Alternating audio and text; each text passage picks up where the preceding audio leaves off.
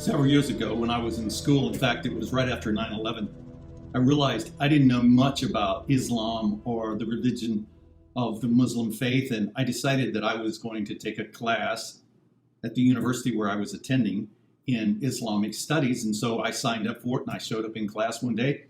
And the teacher was a young woman whose name was Dr. Hamas. And she was a Fulbright scholar from the University of Jordan, and she had come here to teach for 2 years. And she was interesting to me. In fact, I was just fascinated by the things that she shared, that she talked about. And she wore what we call a hijab, which meant that she was dressed in all black, her head was covered, and there was a opening just really around her eyes and her face. You could see her down to her chin and up to her eyes, and that's all you could see. And I was fascinated by that. And she and I became great friends. And in the process, she invited me to have dinner at her house. And so Joy and I went to dinner at her house one night. And I was really surprised when I got there and she answered the door, and she had on blue jeans and a shirt just like any other 40-year-old woman would. I was kind of fascinated by that. But somewhere in the process, we talked about all that was going on in the Middle East and how so much of what was taking place was not representative of their faith or their people or the majority of their people, and how difficult it was for her now. In fact, she had a 20-year-old son, and he was a Palestinian. And after she went back to Jordan, he had no place to live and nobody would rent to him. So he lived with Joy and I for 2 years. But somewhere in the conversation, she asked me one day about my family. And I told her that about my mom and my dad and my brother and my sister and my kids and my wife and all of these kind of things. And she said, well, what about your family, though? And I didn't know other than that what she meant. And what she was really asking was about my lineage as a person. Now, in the United States, it's only been probably in the last 50 years that we as people have become fascinated with sort of our lineage. But I don't have to tell you that in the Middle East, it's huge, and I didn't know that. In fact, I don't know further back than my grandparents. I don't even know the name of my great-grandparents. And she could name off for the past 300 years all of her father's parents all the way back 300 years. And they had farmed this piece of land, which is now in Israel, for 300 years. They had grown dates, they had grown figs, they had grown grapes, and they had sheep, and they had goats. And for 300 years, this is how this family made their living. And they passed this land down generation after generation after generation. And somewhere in this process, I said, well, how did you get to where you are now? Because they live in Jordan, or what we would call the West Bank. And if you have studied history, of course, you know that in 1949, that the state of Israel was formed by the United Nations. And that was a great thing. But the problem was there were people that were living there that were not Jewish, that were not of the Jewish faith, but they had lived there for hundreds of years, and their families had lived there for hundreds of years.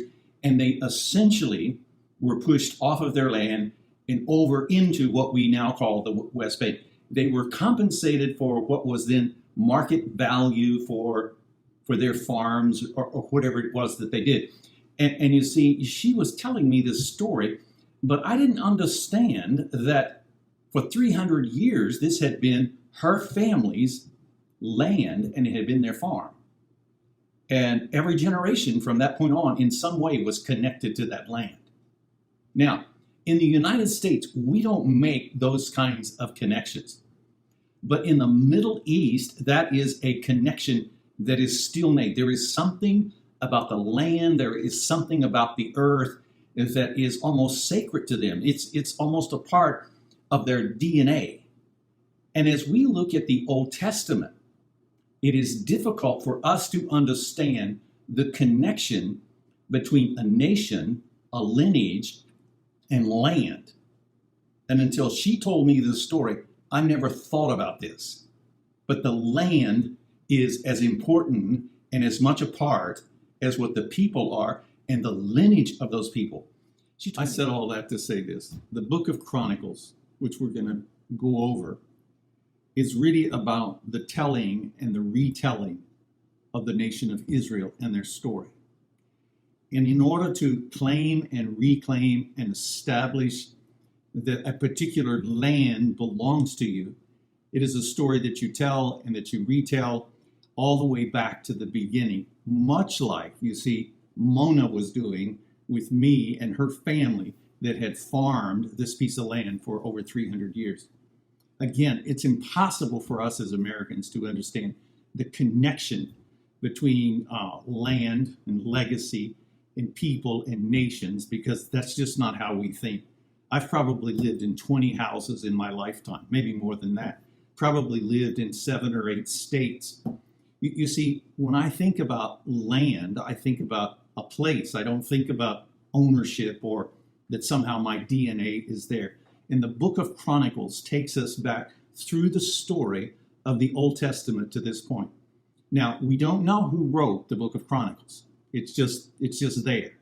And whomever did write it wrote a version of it that sort of is what I call a halo effect. For instance, it would have been done by the marketing department of the nation at that time, because it tells the best side and the best story of their history that can possibly be done. But the focus of it is really about 2 things, and that is the messianic Messiah that is coming in the archetype of David. And that's important to understand. It's in the archetype of David, this Messiah that is coming. And there are 2 emphases here, and that is the messianic king and the priesthood. David was the king, and Aaron was the priesthood. And that is how this is established and how the nation will go forward. Now, also in this book, we see that there is this ending to this story thus far that is left hanging. Literally, in the writing, it stops in the middle of a sentence. It would be a to be continued or ... There is more to come, and the book of Chronicles does that. But the focus is on establishing and telling and retelling the story of Israel and the land and the people and their God, which is Yahweh, and how all of those things are connected. So why is there this telling and retelling, stating and restating in the book of Chronicles? It is to show that when the people as individuals are given once again to idolatry, then as a nation, there is always injustice. And it is this injustice and idolatry that God punishes. He drives them off of the land, puts them in exile, makes them slaves once again. But the pattern is that after they repent, that they are returned to their land and restored.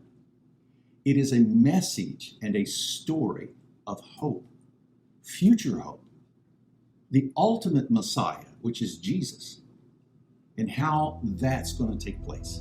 The book of Chronicles gives us hope.